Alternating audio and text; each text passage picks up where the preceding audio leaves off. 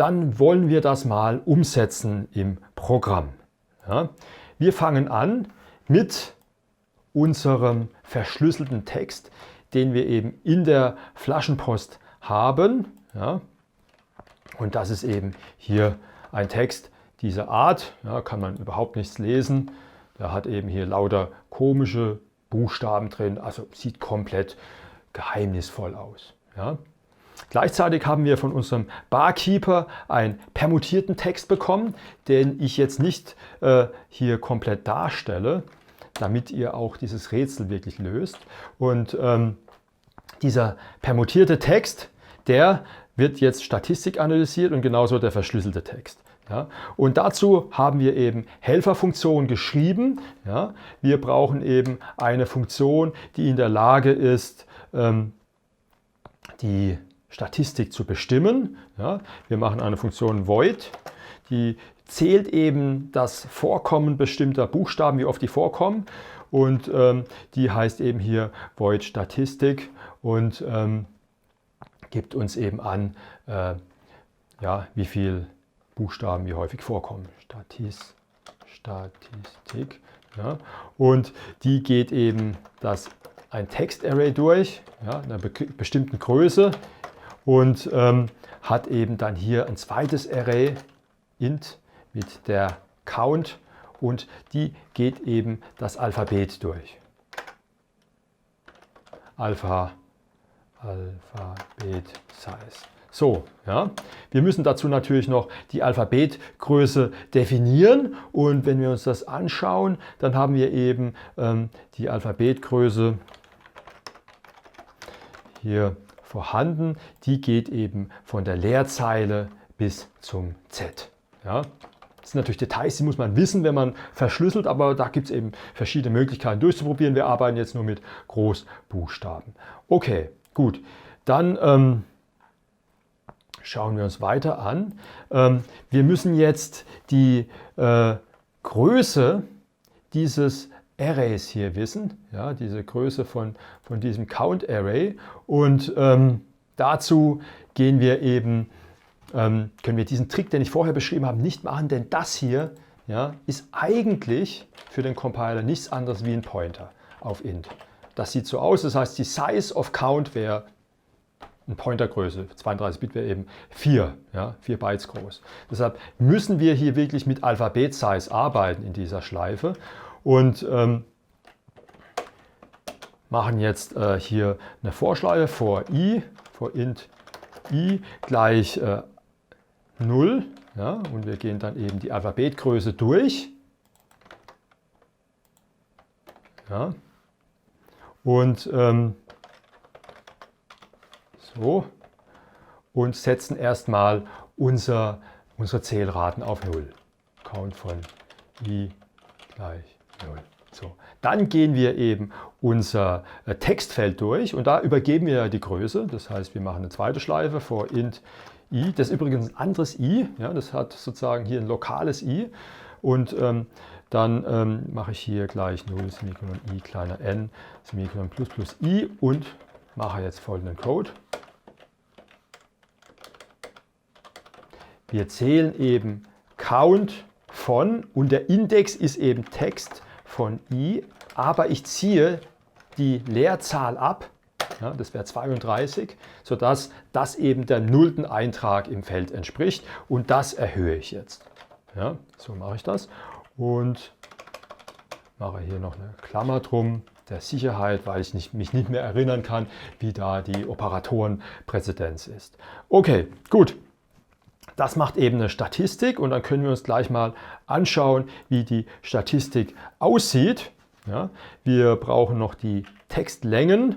Da können wir jetzt hier uns eine Helferfunktion nehmen. Ja, dazu haben wir eine Helferfunktion geschrieben, die eben die Länge von Arrays immer bestimmt. Und in C können wir das eben mit so einem Makro lösen und in C++ können wir das auch benutzen. Aber man muss aufpassen, es geht also nicht immer und deshalb wirklich schaut euch das nächste Kapitel an, da wird alles sehr viel komfortabler. Okay, gut. Soweit, so gut. Wir gehen nochmal zum Hauptcode und gehen jetzt hier eine Konstante definieren wir. Ja, const int Textlänge. Und das ist eben num von diesem permuted Text. Ja, dieser Kryptotext ist genau gleich lang. Und wir müssen 1 abziehen, weil der String hinten mit einer 0 aufhört. Okay, gut. Dann haben wir ein Alphabet.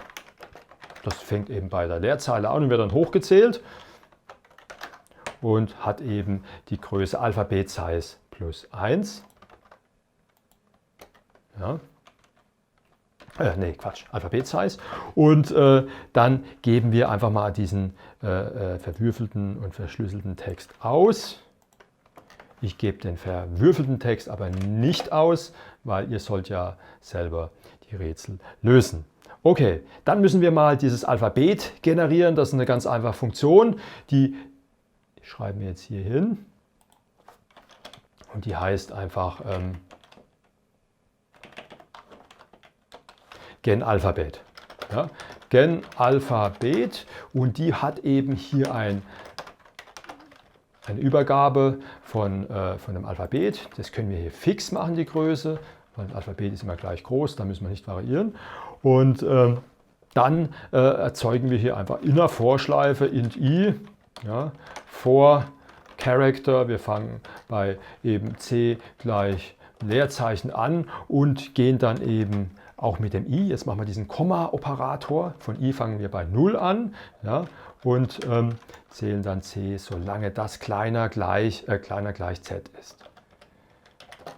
Ja, zählen wir hoch und wir zählen sowohl c hoch als auch i hoch. Ja, so, das i ist der Index von Alphabet.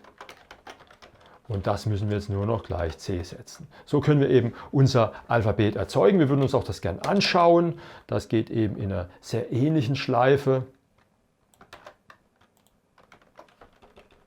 So, das ist eben die Schleife hier, Print-Alphabet.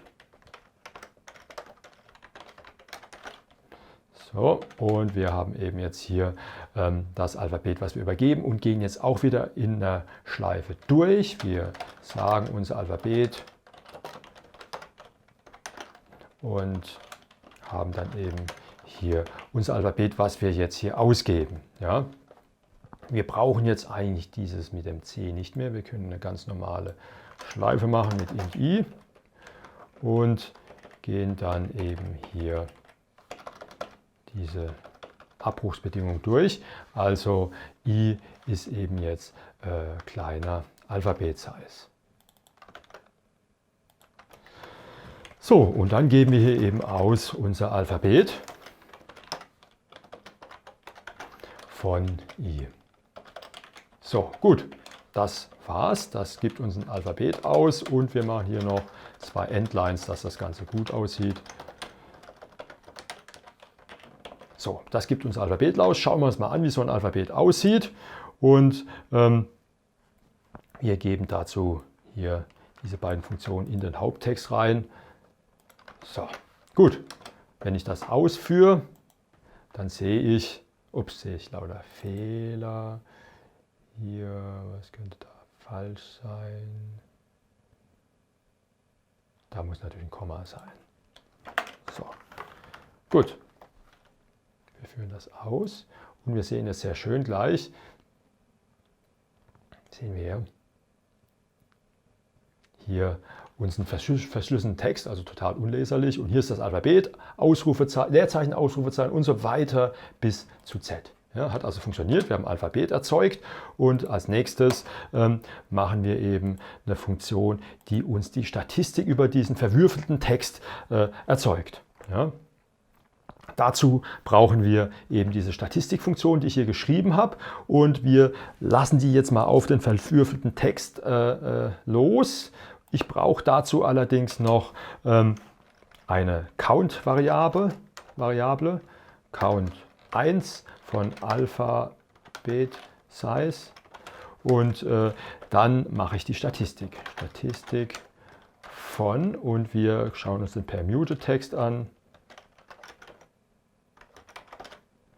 und dann wollen wir eben die Textlänge und eben die Counts erzeugen. So, schauen wir uns dann mal die Statistik an, die wir da erzeugt haben. Ja, wenn wir uns jetzt hier die Statistik anschauen und eben in der Vorschleife das alles ausgeben, dann sehen wir eben, wie dieser Code hier